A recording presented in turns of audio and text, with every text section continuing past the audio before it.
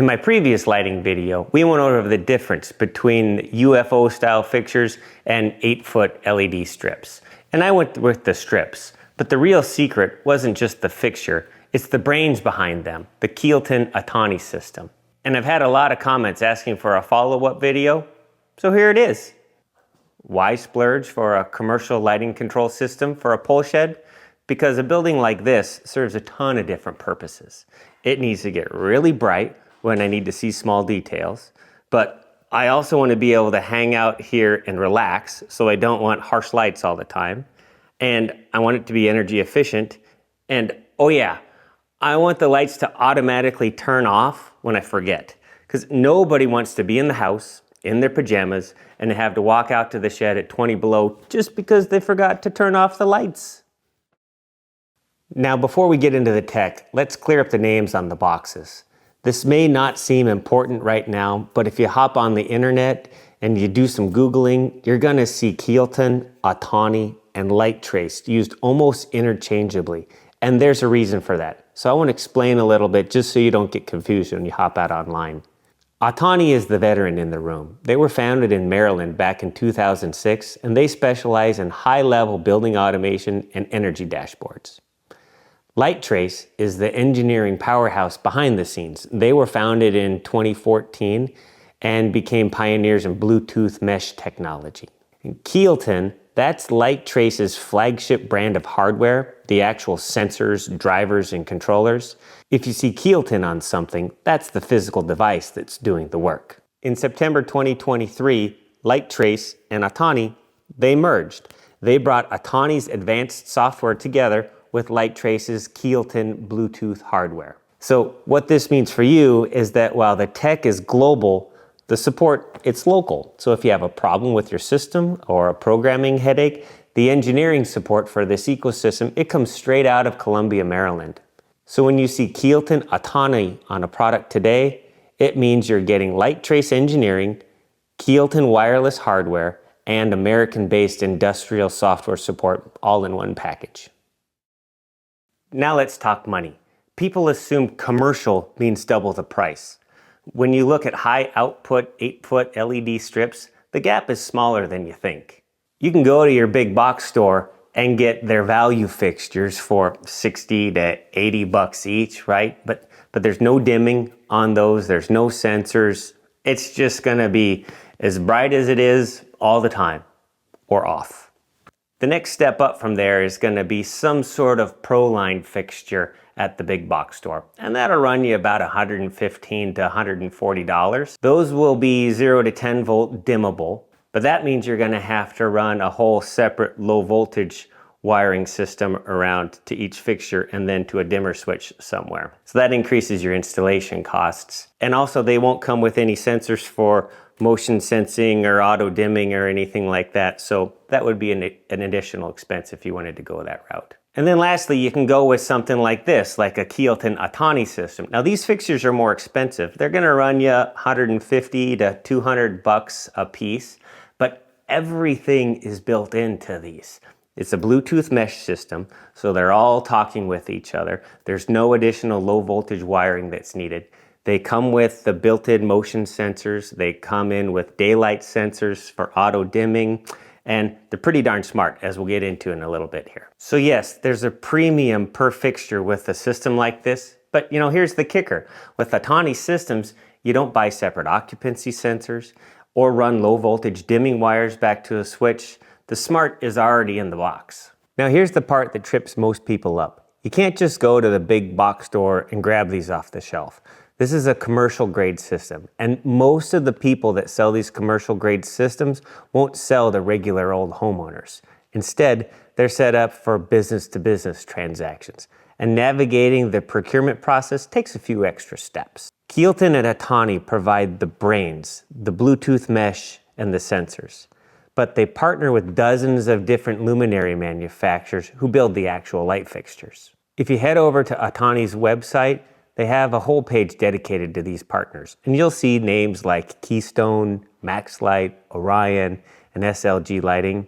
I actually bought my lights through SLG Lighting, and if you look at my fixtures, they have an SLG sticker, But if you dig a little further, it's 100% Keilton Autani hardware. And because these are commercial brands, you have to look for them in different places than your typical residential gear. For example, SLG lighting can be found through major online B2B retailers like bulbs.com or your local electrical supply house. Liron lighting is frequently stocked by regional wholesalers like Rexel or Graybar. MaxLight, this is a huge brand often available through Grainger or even specialized lighting departments in larger industrial supply stores. Keystone Technologies, very common at local mom and pop electrical distributors that service contractors. So my advice, take a screenshot of this partner list, and when you call your local wholesaler, don't just ask for Keilton, ask them which of these specific brands they carry that are Autani enabled. And it might require setting up a trade account or working with a sales rep or having to mule the transaction through your cousin's business. But the result is a professional grade setup that's light years beyond the retail stuff. The magic here is the Bluetooth mesh. These lights don't need your home Wi-Fi to talk to each other. They create their own web. And if you have a pole shed like mine with metal walls, Wi-Fi can be a nightmare. Bluetooth mesh solves this problem because each light acts as a repeater for the next one. I have 20 lights in here. I didn't have to wire them all up for dimming or control. They just linked up wirelessly through the app.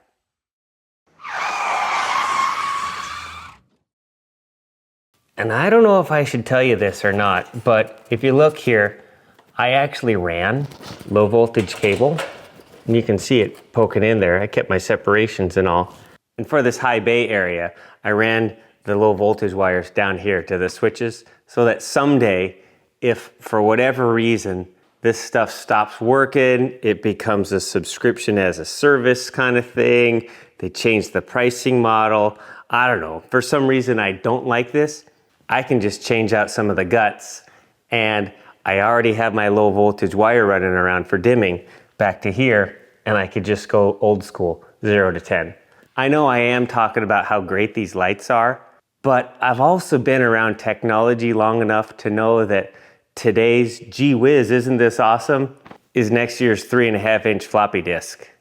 Because it's a whole lot easier to go and run that low voltage wire up before I put the ceiling up instead of after, and I got all my insulation up there and everything. So I figure I'm covered in case technology takes a crap on me, which it's been known to do. Now let's get into the actual performance and how I've programmed the system to work for me. All the lights in my shed are this SLG TSB G1 model, and each fixture has a max light output of 9,900 lumens. So we'll start up in the mezzanine and I'll show you how it all works. This ceiling is only 6 feet high, so 100% light output would be way too bright for me up here. So I've limited these fixtures to just 60% of their max output. I have these configured to use the built-in motion sensors right here. So they turn on when I walk into the mezzanine, and if they don't detect any motion for 4 minutes, then they'll dim down to 10%. And then if there's still no motion for 2 more minutes, then they'll shut all the way off.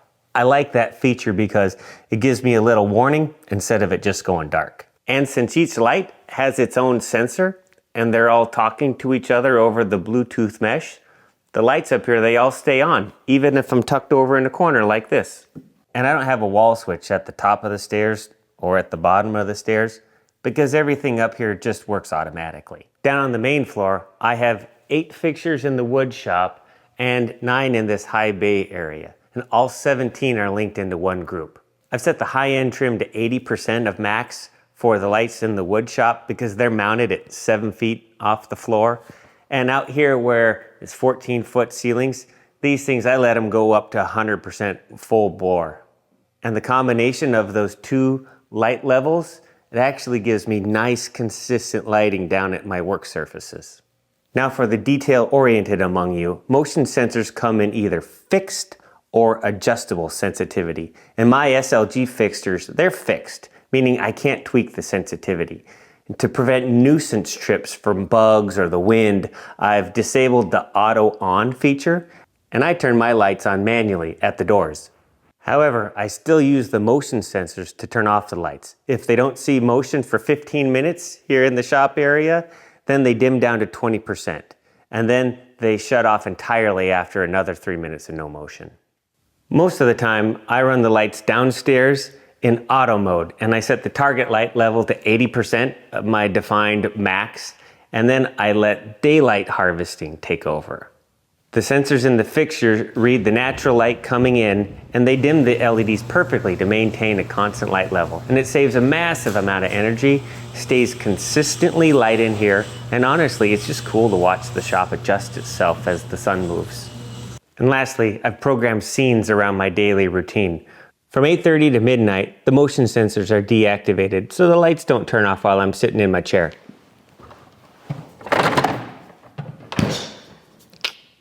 And as a gentle nudge to start winding down, at 9 o'clock p.m., all the lights downstairs dim to 30%. And I get a second reminder to start thinking about bed at 9:30 when the lights dim down to 20%. And then at midnight, the motion sensors are re-enabled. And that does two things. If I'm still sitting in my chair at midnight, then eventually the lights will just shut off on me. And that's my sign, hey Buster, you should probably go to bed. But that also gets the motion sensors ready for the next day, so that if I forget to shut the lights off when I leave, they shut off automatically. And the only other thing I have scheduled is that 7 a.m., that auto brightness level, that at 9:30 it went to 20% and said, hey Buster, time to start winding down.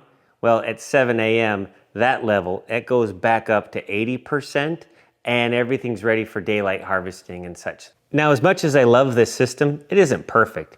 There are 3 specific things that bug me, and you need to know about them before you dive in. The first issue was with the schedules. After a power outage, all my schedules would stop working. The lights didn't know what time it was anymore, and I needed to go back in manually and jiggle each of the schedules in the app to get things to work again. That was a pain in the butt. I learned that the fix was to add a dedicated time clock to the system, so I picked up this little USB dongle thing from Keilton Autani.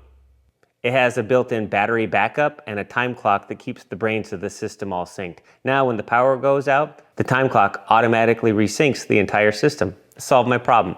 So I guess there's only 2 things that bug me now. The second problem is honestly just weird. I mean, every once in a while, if the lights downstairs here turn off because there hasn't been any motion, one single light will just stay on. It's kind of like a night light in a commercial building or a warehouse or something like that, but it's totally random and it's never the same fixture, just kind of wanders around. And I've scoured the app for hidden settings and modes, but I can't find anything that would cause it. And the strange part, it eventually just fixes itself on its own after a few hours or days. I've stopped trying to solve this problem because, I can still go over to the wall switch and turn things off, and then everything's off. And who knows, problem may or may not happen next time everything shuts off from, no motion being detected. It's a minor quirk in a complex system, and at this point, I've just decided to let the ghost have its light. The last thing that gets me is the physical button logic on the multifunction switches. So I usually use the auto button to turn things on, and that goes to my 80% preset and lets the daylight harvesting do its thing. But the power button down here is a dual purpose design that's just annoying for my application. So if the lights are already dimmed, say at my 20% evening wind down level, then the first time you hit that power button, it takes the lights all the way up to 100% full brightness, and then you have to hit it again for the lights to shut off. So when I'm ready to leave for the night and the shop is all cozy and dim, I get blasted with the power of the sun. Then I push the button again and all the lights turn off. And let me tell you, that can really harsh a guy's mellow. And to make matters worse, this is the main door that I come in and out of. And this switch is starting to feel a little worn out. I have to mash that button 3 or 4 times just to get a response. And it's a reminder that even with commercial Cadillac hardware, the mechanical parts can still be a weak link. So I've got plans to replace this thing. I just don't have it yet. And you know, the switch by the other door, that works just fine. That's a push it once, 100%, push it again, off. And that's just life. All right, if you made it this far, I have one last pro tip for you. You can download the Spiral Engineering app and use this to update the firmware of your lights. This has been useful for me because every now and then there's something that doesn't seem to be working right, and then I'll update the firmware and the problem goes away. And that's what I'm banking on for solving the weird ghost light problem. New firmware is released a couple times a year, so it's a good sign that they still care about this product line. Ooh, and another pro tip. You'll notice in the App Store that SLG and several other manufacturers have their own branded versions of the control software. My advice, just skip those and download the official Keilton Autani app instead. Under the hood, these apps are identical. The only difference is the splash screen you see when it loads. However, the individual lighting manufacturers are often a few versions behind on updates. So if you want the latest features and the most stable performance, stick with the official Keilton Autani version. It's consistently the most up to date. Oh, and one more thing. The tech support, it's pretty good. All you need to do is go to the Keilton Autani webpage and submit a support request. I don't know if there are any special rules around this, but they've been very responsive and helpful every time I've reached out. Hey, and if you've been following my pole shed build and found this breakdown of the Keilton Autani system helpful, consider hitting that like button. It really helps the channel grow and lets me know what kind of content you want to see next. And if you're building a shop and want more deep dives into this side of DIY, go ahead and subscribe. I've got more videos coming on how I'm going to be finishing up my shed and also just some good old-fashioned putzing. So my final advice. I love this lighting system. It was definitely my splurge on this project. What I like the most is the dimming capabilities. I mean, I can have it blindingly bright in the shop when I need it, but I can also dim things down to watch Netflix and chill. This is certainly more involved than fixtures from your local big box store, but as you've seen, the app isn't too hard to figure out. And lastly, most of the wholesalers that supply fixtures with Keilton Autani hardware, they're looking to sell to other businesses. If you're Joe homeowner, you may need to search a bit before you can find someone that will sell to you. But if you're Freddie Farmer and you have a business, it's a lot easier to set up an account with a lighting supplier. I've been happy with my SLG fixtures. Yes, it would be nice to have adjustable sensitivity on my motion sensors, but I didn't know that was something I needed to look out for when I was buying mine. If that's important to you, do the legwork and make sure your lights have one of these motion sensors. My lights have this one, and it's not adjustable. Anything else? If you go this route, don't skip the time clock. That's important if you decide to do schedules. So in summary, yes, this was a bit of a splurge, but nice fixtures from Menards, they'll set you back a pretty penny too. And this lighting system, it really increases the habitability of this space. And if I haven't said this before, this is a really nice space. And with that, thanks for watching, and we'll see you next time.